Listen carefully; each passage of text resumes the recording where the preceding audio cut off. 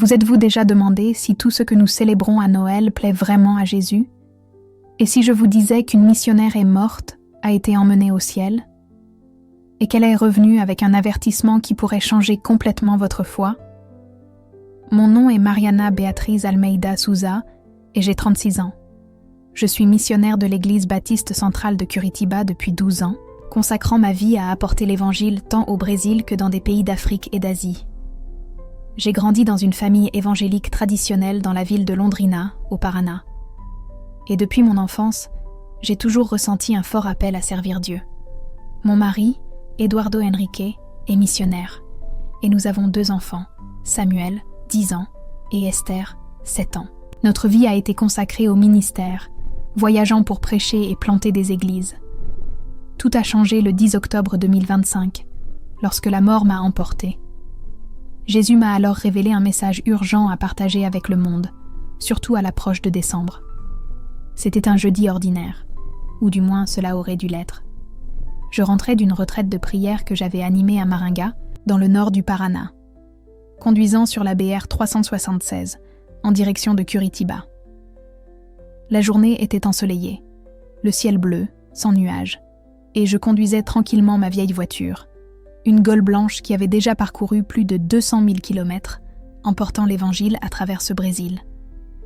J'écoutais des louanges à la radio et parlais à Dieu, le remerciant pour le week-end béni que nous avions eu lors de la retraite, quand tout à coup, tout s'est assombri.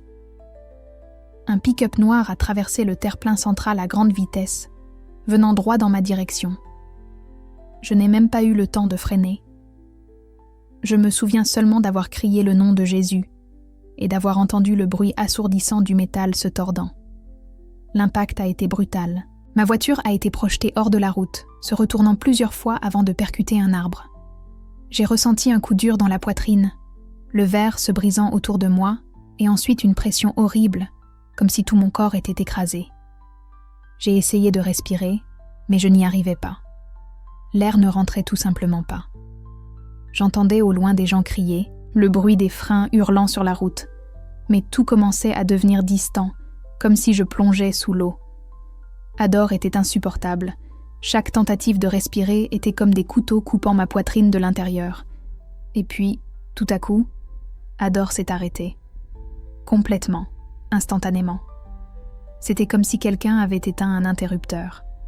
J'ai ouvert les yeux, ou je pensais les avoir ouverts, mais je n'étais plus dans la voiture détruite. Je flottais au-dessus d'elle. Je pouvais voir clairement la scène en dessous de moi. Mon corps était coincé entre les ferrailles tordues de la voiture. Du sang s'écoulait de mon visage. Mes yeux étaient là fermés. Un homme plus âgé essayait d'ouvrir la porte enfoncée, criant à quelqu'un d'appeler le SAMU. Une femme pleurait adossée à une autre voiture, les mains sur le visage. 2 camionneurs s'étaient arrêtés et essayaient d'aider. Je voyais quand ils ont réussi à me sortir de la voiture et m'ont allongé sur l'asphalte. Un des camionneurs, un homme grand avec une barbe grise, a commencé à faire un massage cardiaque.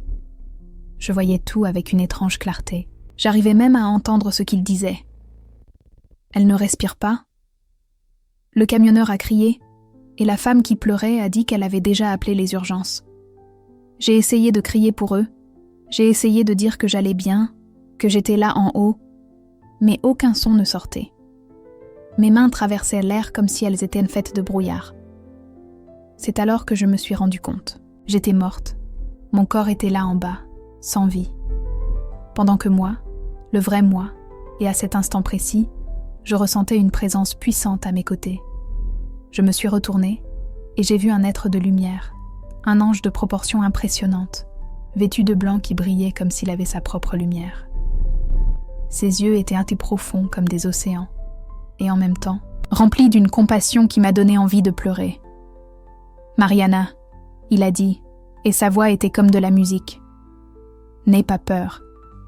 Tu es appelée à quelque chose de plus grand. » Avant que je puisse répondre, une force me tira vers le haut, loin de la route et de mon corps. La vitesse était indescriptible. Nous traversâmes des couches de lumière, des couleurs inexistantes sur terre, des tons d'or, d'argent et de blanc si purs qu'ils semblaient vivants. Il n'y avait pas de tunnel sombre comme certains le rapportent, juste une expansion infinie de lumière glorieuse. Et plus nous montions, plus je ressentais une paix que je n'avais jamais expérimentée de toute ma vie. C'était comme si toute peur, toute anxiété, toute douleur émotionnelle que je portais se dissolvait simplement dans cette lumière. Alors nous sommes arrivés. Je ne sais pas exactement comment décrire où, car ce n'était pas un lieu au sens physique que nous connaissons, c'était plutôt comme une dimension, un royaume où tout vibrait avec la présence de Dieu. Le sol, si je peux l'appeler ainsi, semblait en cristal transparent, et au-dessus de lui flottait une brume dorée qui brillait doucement. Il y avait des sons autour, comme si 1000 voix chantaient en parfaite harmonie, mais sans mots humains. C'était une adoration pure, continue, vivante. Et au centre de tout cela, il y avait une distance qui semblait à la fois proche et immensément lointaine. Il y avait une lumière si intense que mes yeux spirituels peinaient à regarder directement. Mais je savais qui était dans cette lumière. Jésus. L'ange qui m'accompagnait s'inclina profondément et dit « Elle est ici, monsieur. » Et alors la lumière a commencé à s'approcher. Ou peut-être que j'ai été amenée plus près, je ne sais pas. Mais quand la lumière a enveloppé tout mon être, j'ai ressenti un amour si puissant, si complet, si absolu, que je suis tombée à genoux en pleurant. Ce n'étaient pas des larmes de tristesse, c'étaient des larmes de reconnaissance. Mon âme savait qui il était. J'étais devant le Créateur de l'univers, le Sauveur, le Roi des rois. Et tout ce que je pouvais faire, c'était pleurer et adorer. Mariana, chère fille, ta voix était ferme, mais en même temps douce, comme celle d'un père aimant. Lève-toi. Je t'ai amenée ici parce que tu as une mission très importante à accomplir. Je me suis levée en tremblant et j'ai enfin réussi à le regarder. Jésus n'était pas comme dans les peintures des églises. Il était plus grand, plus imposant, plus réel que toute représentation humaine ne pourrait capturer. Ses yeux étaient comme du feu liquide d'amour et de justice en même temps. Il me voyait complètement, chaque pensée, chaque défaut, chaque moment de doute. Et pourtant, son regard était d'un amour inconditionnel. Ses vêtements étaient en blanc, comme la neige tombée sous le soleil. Et de ses mains et de ses pieds émanait une lumière douce, plus constante. Les marques des clous encore visibles, de glorieuses cicatrices qui ont payé le prix de ma salvation. Seigneur, j'ai réussi à murmurer « Je t'aime. Je sais. » Il a répondu avec un sourire qui a réchauffé tout mon être. Et c'est pourquoi je t'ai choisi pour transmettre un message à mon peuple. Un message urgent qui doit être entendu maintenant. Avant qu'il ne soit trop tard, il a tendu la main et a touché mon front. Instantanément, des visions ont commencé à défiler devant mes yeux, comme si je regardais un film en haute vitesse.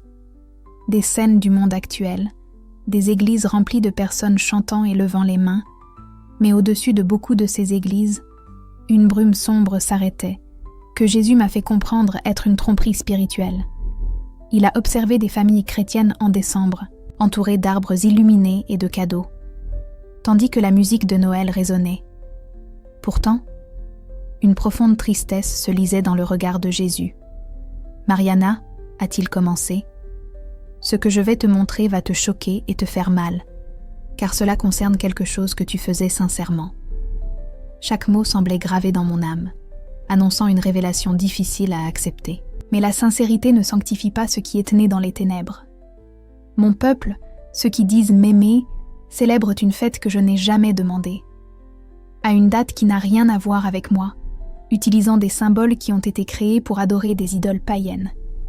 Et le plus triste, c'est qu'ils font cela en pensant m'honorer. Mon cœur s'est serré. Seigneur, j'ai demandé d'une voix tremblante. Noël. Il a acquiescé lentement, et la tristesse dans ses yeux était presque insupportable à voir. Viens, dit-il, laisse-moi te montrer la vérité.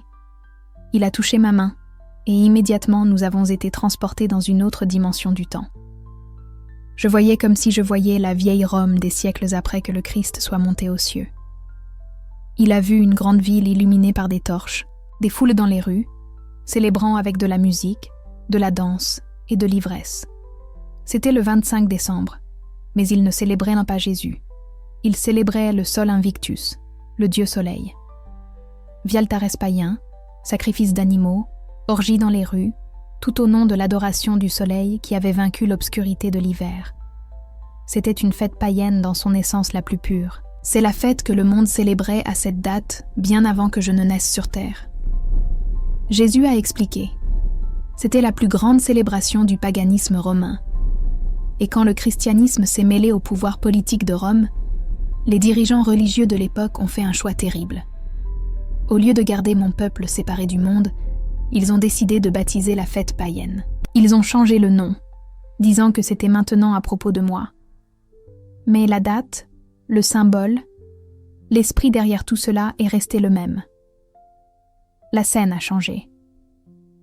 Maintenant, je voyais des conseils religieux, des hommes en vêtements pompeux, décidant dans des salles fermées qu'il serait plus facile de convertir les païens s'ils permettaient de conserver leur tradition, en changeant simplement le focus de l'adoration. Je vois comment, délibérément, ils ont choisi le 25 décembre pour célébrer la naissance du Christ, sachant parfaitement que ce n'était pas la date réelle. Je ne suis pas née en décembre. Née pendant la fête des tabernacles, entre septembre et octobre, quand il faisait encore chaud, et les bergers gardaient vraiment leurs troupeaux à la belle étoile, comme il est écrit. Décembre était en plein hiver en Israël. Aucun berger ne laisserait ses moutons dans le froid de la nuit à cette époque. La Bible elle-même donne ces indices à ceux qui veulent voir la vérité. Mais mon peuple préfère la tradition à la vérité. Je sentais des larmes couler sur mon visage en voyant la scène suivante. Jésus me montra des forêts anciennes d'Europe où les peuples celtes et germaniques adoraient des arbres sacrés. Je vis comment ils coupaient des sapins, les apportaient dans leurs maisons, les décoraient et faisaient des rituels de fertilité autour d'eux. C'était de la pure idolâtrie. Les arbres ont toujours été un symbole d'adoration de la nature et des dieux païens de la fertilité. Jésus a expliqué d'une voix chargée de douleur.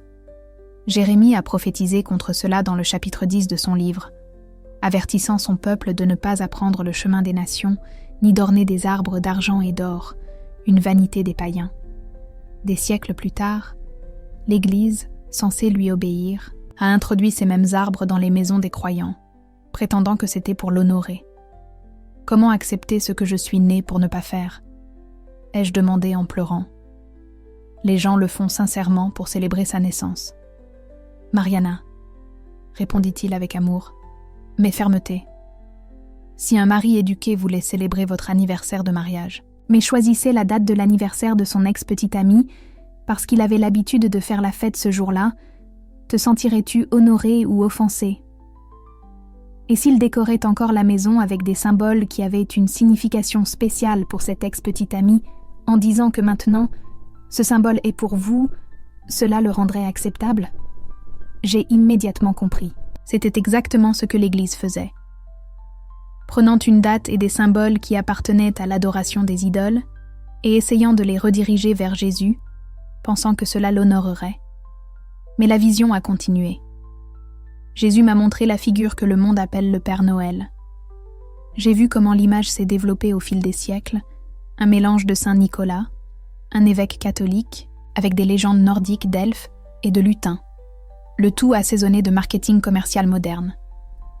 Et puis, Jésus m'a montré quelque chose qui m'a fait gémir de douleur spirituelle.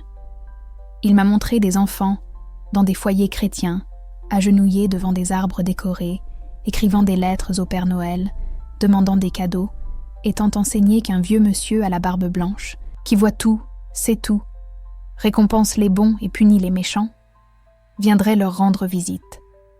Des attributs qui appartiennent uniquement à Dieu étaient transférés à un mythe. « Je vois ce qu'ils ont fait », dit Jésus d'une voix tremblante de tristesse. Ils ont créé un substitut pour moi, une idole déguisée en bonté, qui vole la gloire qui m'appartient uniquement. Les enfants sont enseignés à croire plus au Père Noël qu'au pouvoir de ma résurrection. Et quand ils découvrent que le Père Noël était un mensonge, une graine de doute est semée. S'ils ont menti sur cela qui semblait si réel, Jésus est-il aussi un mensonge ? C'est le plan de l'ennemi. Utiliser l'Église elle-même pour semer le doute dans le cœur des enfants. Seigneur, j'ai crié, que pouvons-nous faire? Comment pouvons-nous réparer cela? Il m'a regardé avec une intensité qui m'a fait trembler. Ils ne peuvent pas réparer Mariana. Ils ne peuvent pas nettoyer ce que j'ai appelé d'impur. Ils ne peuvent pas christianiser ce qui est né païen. La seule réponse est de partir. Partir de Babylonia. Partir du mélange. Partir de la confusion. Mon peuple doit entendre le même appel que j'ai donné dans le livre de l'Apocalypse. Sortez d'elle, mon peuple, afin que vous ne soyez pas participants de ses péchés et que vous ne receviez pas de ses plaies. Jésus, alors, me montra ce qui allait venir.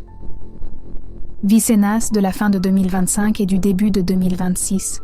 J'ai vu un monde en chaos croissant, mais ce qui m'a le plus choqué, c'est de voir l'Église, le peuple qui devrait être préparé, complètement distrait et endormi. Vicris dépense sincèrement des fortunes en cadeaux, s'endettant avec des cartes de crédit, stressé par le réveillon de Noël, se disputant avec des membres de la famille à cause d'attentes non satisfaites, tandis que l'horloge prophétique de Dieu avançait rapidement vers les événements finaux. Pendant tout le mois de décembre, Jésus m'a expliqué. Quand cela devrait être un temps de consécration, de jeûne et de prière préparatoire, mon peuple est trop occupé à décorer des arbres, à faire des achats, à participer à des fêtes de fin d'année, où ils s'enivrent et se souviennent comme le monde. Ils disent que c'est pour moi, mais je n'ai rien demandé de tout cela. J'ai demandé qu'on se souvienne de ma mort avec du pain et du vin dans la simplicité. J'ai demandé la sainteté, la séparation du monde, la vigilance.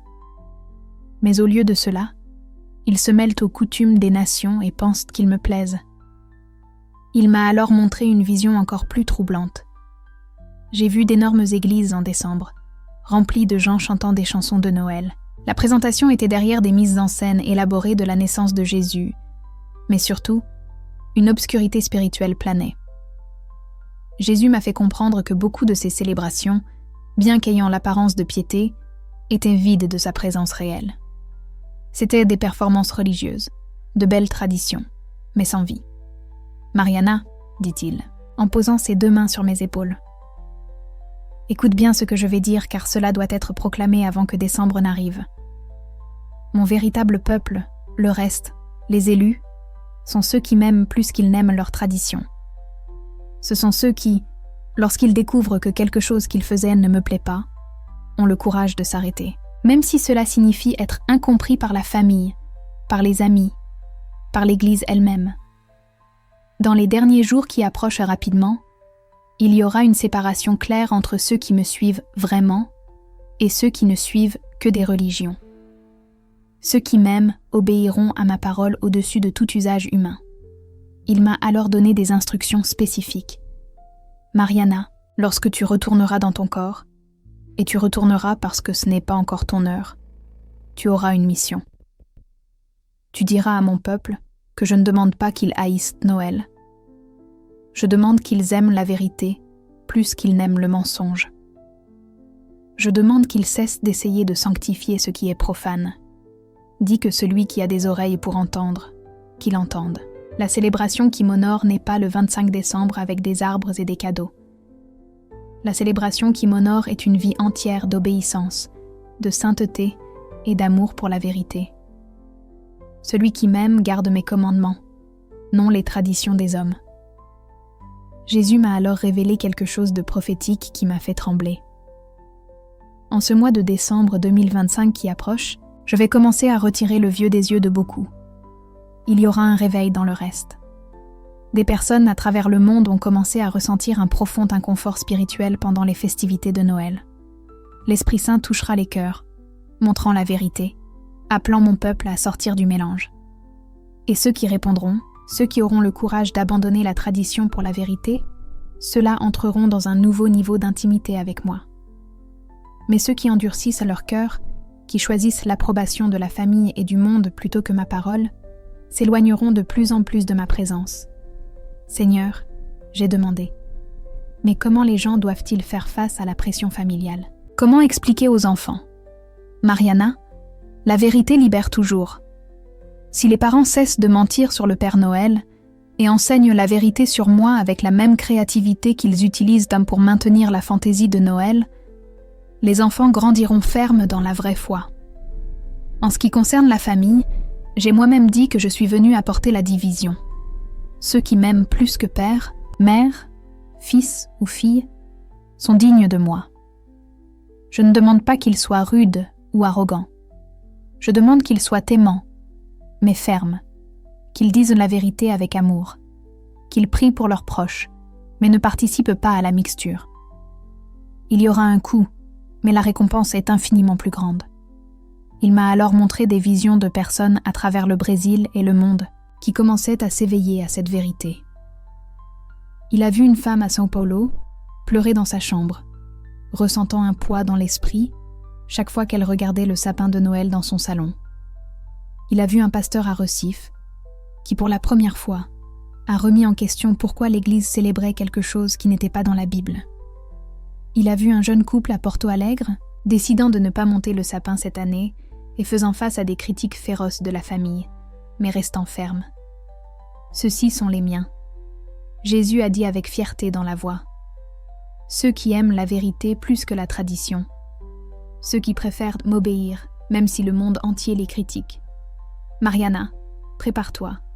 Quand tu reviendras et partageras ce message, tu seras ridiculisé. On dira que tu es radical, fanatique, légaliste, que tu es en train d'étouffer la joie des gens.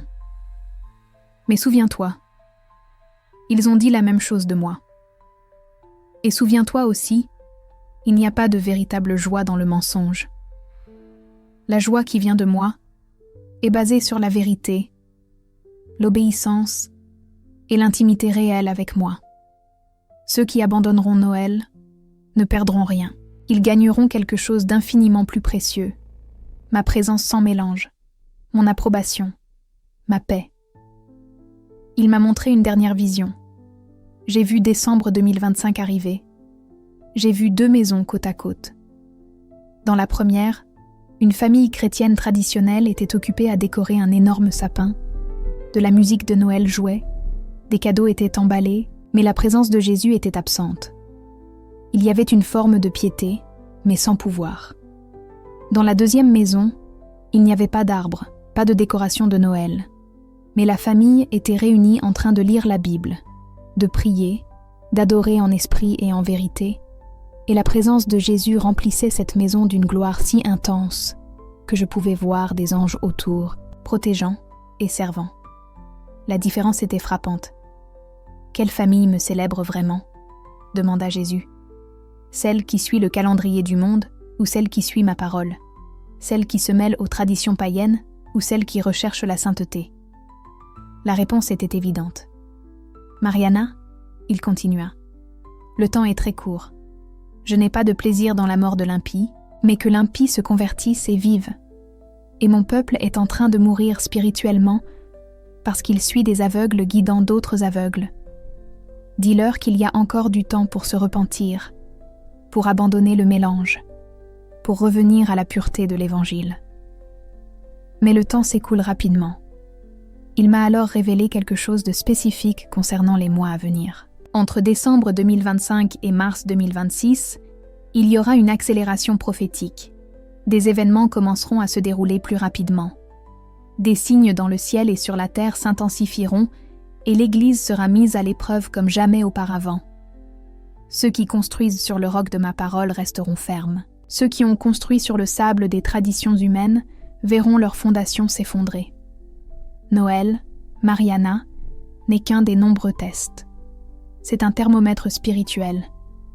Il montre si le peuple m'aime plus qu'il n'aime ses coutumes. Et malheureusement, beaucoup échouent à ce test.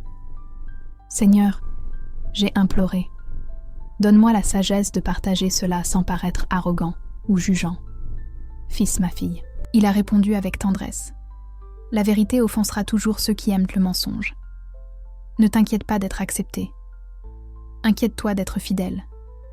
Dis la vérité avec amour, mais parle avec autorité. Avant de continuer, juste une demande.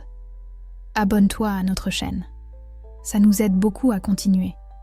Ne demande pas pardon pour obéir à ma parole. Et souviens-toi, tu n'es pas seul. Il y a un reste croissant à travers le monde qui s'éveille à cette vérité. Vous vous renforcerez mutuellement. Jésus m'a alors donné une parole prophétique spécifique.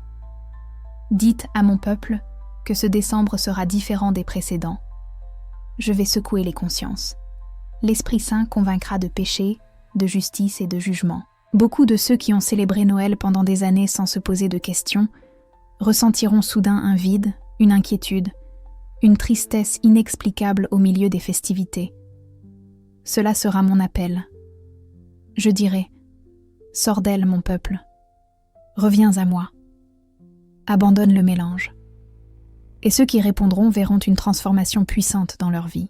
Mais ceux qui endurciront leur cœur et choisiront la tradition familiale, au-dessus de ma voix, perdront une précieuse opportunité de croissance spirituelle. Mariana, il a dit en touchant mon visage avec une tendresse indescriptible. Ta mission n'est pas de convaincre qui que ce soit. Ta mission est de proclamer la vérité.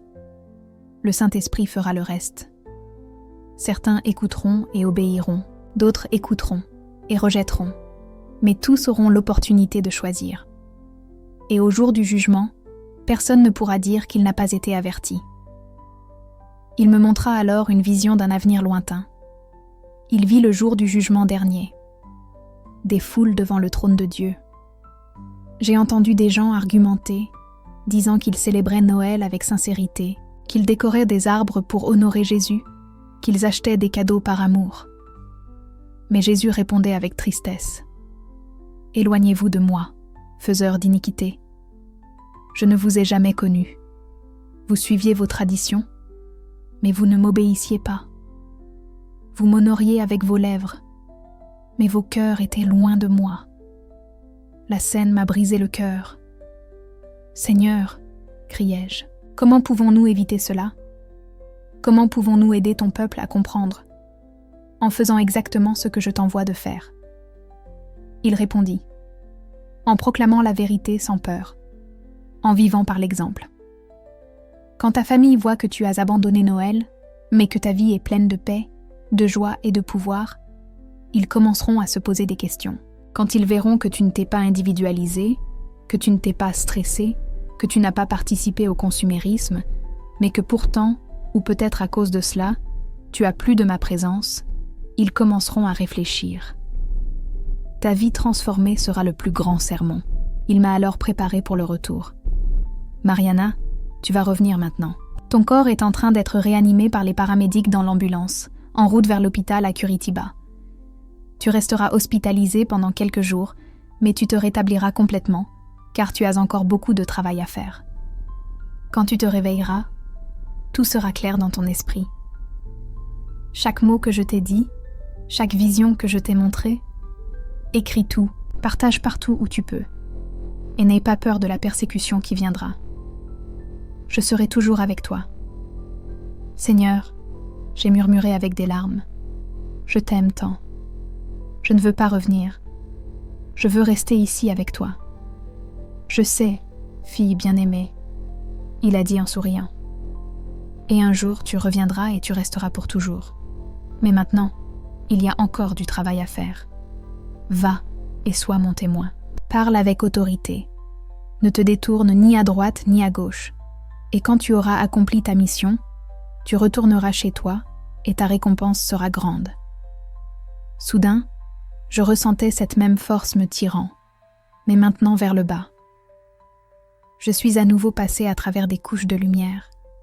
J'ai vu l'ange qui m'avait amené, faisant un signe d'adieu, et alors j'ai ressenti une douleur aiguë dans la poitrine, lorsque mon âme est réentrée dans mon corps, avec un impact qui m'a fait arquer le dos et halter violemment. Elle se réveilla en entendant quelqu'un crier. C'était un ambulancier à l'intérieur de l'ambulance. Nous étions en mouvement, la sirène hurlant fort. J'ai essayé de parler, mais ma gorge était trop sèche. « Calmez-vous, madame », l'ambulancier a dit en plaçant un masque à oxygène sur mon visage. « Vous avez eu un grave accident. Nous allons à l'hôpital Marcelino Champagna à Curitiba. Vous avez été sans signes vitaux pendant 14 minutes. C'est un miracle que vous soyez en vie. 14 minutes, je pensais. 14 minutes qui ont changé toute ma vie et ma façon de voir la foi. J'ai fermé les yeux pendant que l'ambulance filait, et la seule chose à laquelle je pouvais penser était la mission que Jésus m'avait confiée. Je devais le dire au monde. Je devais avertir le peuple de Dieu avant qu'il ne soit trop tard. J'ai été hospitalisée pendant 6 jours. Les médecins ne pouvaient pas expliquer comment j'avais survécu. La camionnette qui m'a heurtée roulait à grande vitesse. Ma voiture a été complètement détruite. J'ai eu 3 côtes cassées, un traumatisme crânien léger et plusieurs coupures, mais aucun dommage permanent. Pas de dommage cérébral malgré les 14 minutes sans oxygène. Les médecins ont appelé cela un miracle, et je savais que c'était vrai. Dieu m'a préservée, parce que la mission n'était pas encore complète. Pendant ces 6 jours, alors que je me remettais, j'ai tout écrit. Chaque détail de l'expérience, chaque mot que Jésus m'a dit, chaque vision qu'il m'a montrée. Mon mari Eduardo est resté à mes côtés tout le temps. Et quand je lui ai partagé ce que j'avais vu et entendu, des larmes ont coulé sur son visage. « Mariana », a-t-il dit en tenant ma main. J'ai aussi ressenti ce malaise depuis des années. Chaque fois que nous montions le sapin de Noël, quelque chose dans mon esprit ne se sentait pas bien, mais je l'ignorais, parce que c'était la tradition. C'était ce que nous avions toujours fait. Maintenant, je comprends pourquoi. Dieu me parlait tout le temps, mais je ne voulais pas écouter. Ensemble, nous avons pris une décision là même dans la chambre de l'hôpital. Cette année, décembre 2025, serait différente. Nous ne monterions pas de sapin. Nous ne participerions pas aux fêtes traditionnelles de Noël. Nous ne mentirions pas à nos enfants sur le Père Noël. En décembre, nous prierions, jeûnerions et nous consacrerions, préparant nos cœurs à ce que Dieu allait faire. À ma sortie de l'hôpital, nous avons rassemblé Samuel et Esther pour leur expliquer la vérité. Enfant, Eduardo a commencé d'une voix calme mais ferme. Vous savez que maman a vécu quelque chose de très spécial. Elle est allée au ciel et a parlé avec Jésus. Et il nous a montré que certaines choses que nous faisions en pensant qu'elles étaient justes ne plaisent en réalité pas à Dieu. Samuel, avec ses 10 ans, nous regarda avec des yeux écarquillés. C'est à propos de Noël, n'est-ce pas? J'étais surprise. Comment le sais-tu? Parce que je ressens aussi quelque chose d'étrange, maman. Il admit. À l'école, ils enseignent que le Père Noël existe, mais à l'église, ils enseignent que nous devons toujours dire la vérité. Cela n'a jamais eu de sens pour moi. Nous nous sommes assis avec eux et avons tout expliqué, de manière appropriée à leur âge. Nous avons expliqué que Jésus n'est pas né en décembre, que la tradition du sapin venait de coutumes païennes, que le Père Noël était une invention humaine qui volait la gloire de Dieu. Et tu sais ce qui s'est passé? Ils ont parfaitement compris. En fait, ils étaient soulagés. Esther a dit qu'elle avait toujours eu peur du Père Noël, de l'idée d'un étranger entrant dans la maison la nuit. Samuel a dit qu'il en avait assez des mensonges. Les enfants, lorsqu'ils sont confrontés à la vérité de manière aimante mais claire, ont une capacité incroyable de discernement. Ce sont les adultes qui s'accrochent aux traditions communes identiques. La partie difficile est venue lorsque nous avons partagé notre décision avec la famille élargie. Mes parents étaient choqués. Mariana, ma mère a dit presque en pleurant. « Tu vas gâcher Noël pour les enfants. C'est la tradition de notre famille. Depuis que tu es petite, nous célébrons ensemble. » « Maman, » répondis-je avec amour mais fermeté. « Nous ne gâchons rien. Nous choisissons d'obéir à Dieu plutôt qu'aux traditions humaines. Jésus m'a montré qu'il n'est pas content de cette fête. Je ne peux plus participer à quelque chose qui attriste le cœur de Dieu juste pour plaire aux gens. » La conversation a été difficile. J'ai entendu des larmes, incompréhension, jusqu'à des accusations de fanatisme. Mais Eduardo et moi sommes restés fermes. Nous avons invité la famille à passer décembre avec nous en prière et en études bibliques. Mais nous avons clairement fait savoir que nous n'aurions pas de sapin, nous ne ferions pas d'échange de cadeaux, et nous ne participerions pas au dîner traditionnel de Noël. Certains membres de la famille ont coupé les liens avec nous. D'autres nous ont observés de loin avec curiosité. Mais quelque chose d'intéressant a commencé à se produire. D'autres personnes ont commencé à nous contacter. Des membres de l'Église qui ressentaient également ce malaise spirituel, mais n'avaient jamais eu le courage de poser des questions.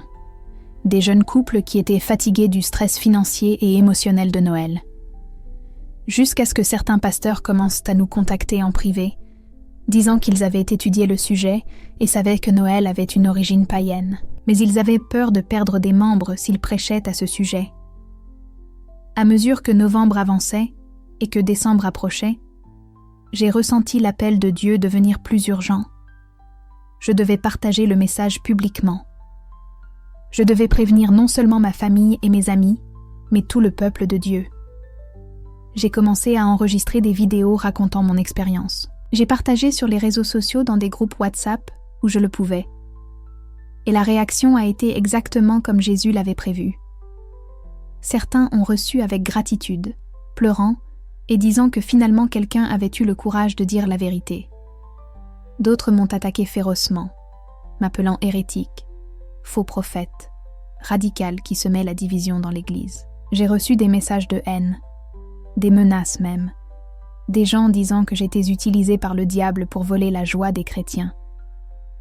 Mais je me suis rappelé les paroles de Jésus. S'ils vous ont persécuté, ils me persécuteront aussi vous. Et persévérance. Maintenant, nous sommes en novembre 2025, à quelques semaines de décembre, et je peux sentir dans l'esprit que quelque chose de grand est sur le point de se produire. Il y a un mouvement croissant de chrétiens à travers le Brésil et le monde qui se réveillent à cette vérité.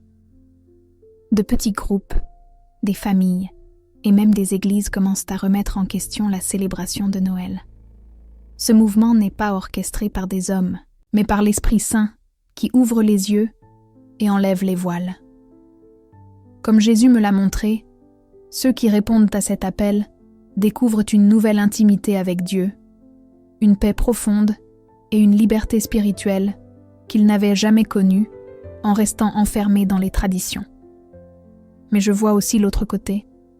Je vois des chrétiens qui tiennent plus à leurs traditions qu'à la vérité. Je vois des personnes qui, lorsqu'elles sont confrontées à des preuves bibliques claires, choisissent de fermer les yeux et de continuer à faire ce qu'elles ont toujours fait.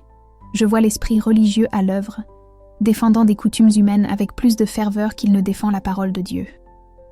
Et cela me brise le cœur, car Jésus m'a montré où cela mène. Il m'a montré que la capacité d'abandonner des traditions par amour de la vérité est l'un des derniers tests avant son retour. Ceux qui parviennent à faire cela, qui aiment Jésus plus qu'ils n'aiment l'approbation sociale ou le confort familial, ce sont ceux qui resteront fermes lorsque les épreuves vraiment intenses viendront. Le message que Jésus m'a donné est urgent, car le temps est court. Il ne s'agit pas seulement de Noël, il s'agit d'un principe plus grand. Il s'agit d'obéir à Dieu avant tout. Si vous ne pouvez pas abandonner un sapin de Noël par amour pour Christ, serez-vous capable de renier la marque de la bête quand le moment viendra? Si vous ne pouvez pas supporter les critiques de votre famille pour ne pas célébrer une fête païenne, serez-vous capable de supporter une véritable persécution à cause de l'Évangile? Noël est le test. C'est l'opportunité que Dieu vous donne maintenant, en temps de paix relative, pour prouver que l'âme est au-dessus de toute chose. Et je tiens à être très clair. Il ne s'agit pas de haïr les personnes qui célèbrent Noël. Je me suis rappelé pendant 36 ans. Il s'agit d'aimer la vérité plus que la tradition. Il s'agit d'avoir le courage de nager à contre-courant.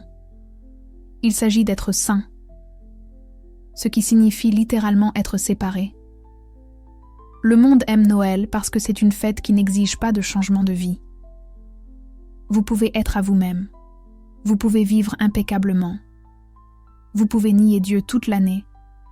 Mais en décembre, tout le monde est bon. Tout le monde célèbre l'amour et la paix. C'est une spiritualité sans croix, un christianisme sans Christ réel.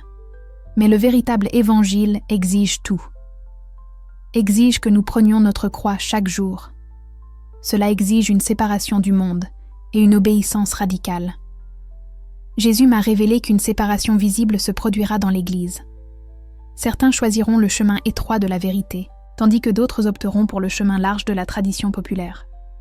Cette séparation est nécessaire, car ce qui s'annonce exigera un peuple purifié, un peuple qui aime Dieu par-dessus tout et qui est prêt à tout perdre pour l'Évangile. Nous ne pouvons pas porter le poids du mélange pour les temps qui s'approchent. Nous devons être légers, libres, concentrés uniquement sur Christ. À vous qui lisez ou écoutez ceci maintenant, je pose quelques questions directes. Si vous découvrez que quelque chose que vous faites régulièrement ne plaît pas à Dieu, auriez-vous le courage d'arrêter?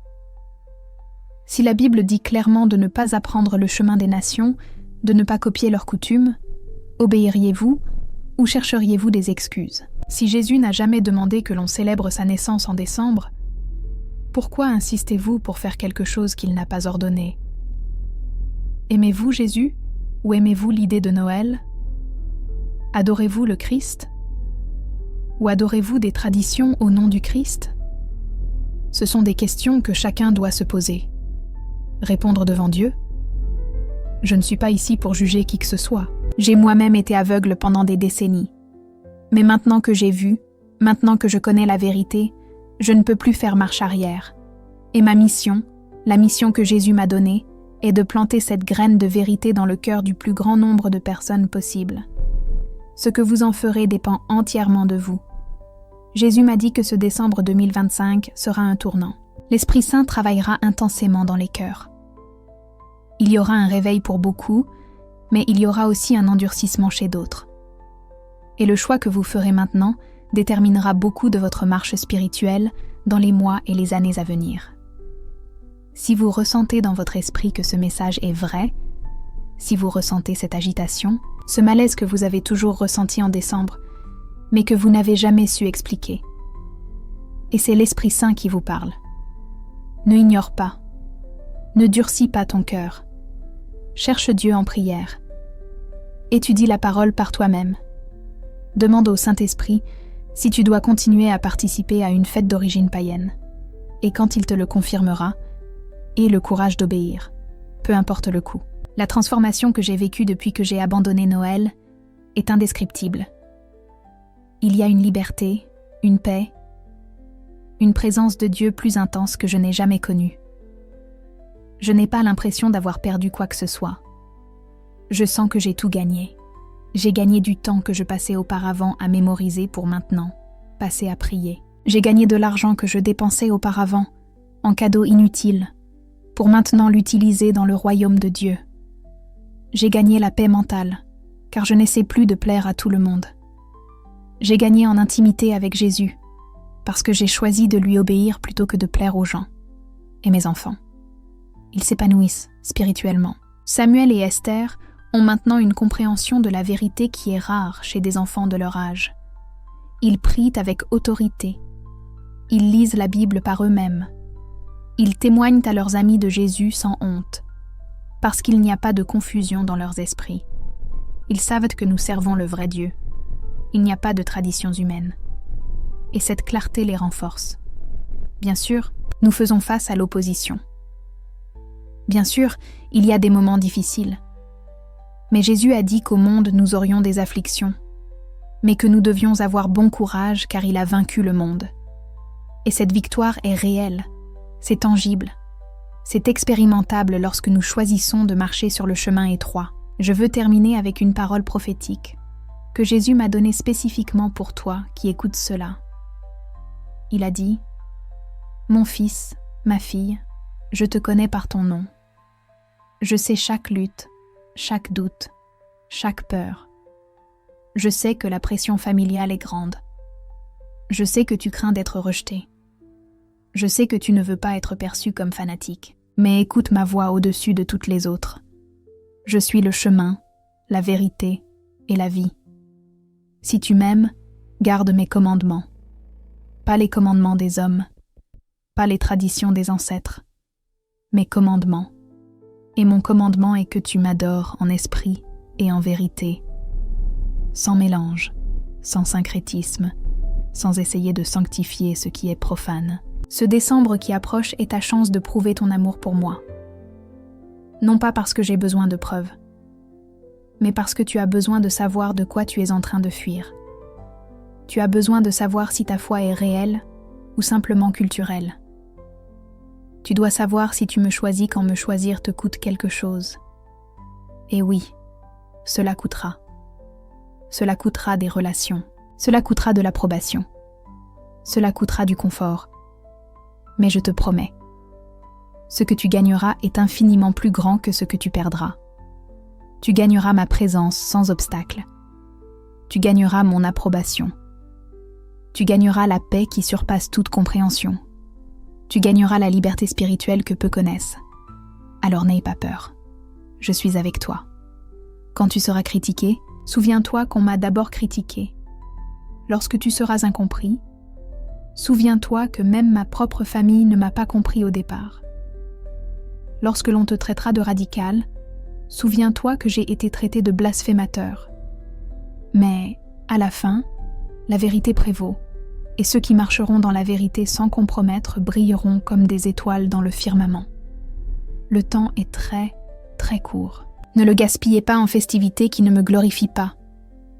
Utilisez-le pour vous consacrer, pour prier, pour jeûner, pour vous préparer à ma venue. Parce que je viens bientôt. Et quand je viendrai, je ne demanderai pas si vous avez monté des arbres de Noël. Je vous ai demandé et vous m'avez obéi. Si vous m'avez aimé, si vous avez vécu dans la sainteté. Préparez-vous, bien-aimés. Préparez-vous. C'est le message que j'ai été envoyé pour délivrer. Je sais que c'est dur. Je sais que cela dérange. Je sais que cela divise. Mais c'est la vérité. Et la vérité divise toujours ceux qui aiment de ceux qui aiment le mensonge. Ma prière est que ce message atteigne ceux qui ont des oreilles pour entendre et des cœurs pour obéir. Que l'Esprit Saint utilise ce témoignage pour ouvrir les yeux, pour enlever les voiles, pour libérer les captifs des traditions religieuses. Et qu'en ce mois de décembre 2025, un grand nombre de personnes à travers le Brésil et le monde disent non à Noël et oui à Jésus de manière pure, sans mélange, sans compromis. Si vous décidez d'abandonner Noël, sachez que vous n'êtes pas seul. Il y a un reste croissant. Connectez-vous avec d'autres qui ont fait le même choix. Renforcez-vous mutuellement. Soutenez-vous les uns les autres. Et restez fermes dans la vérité.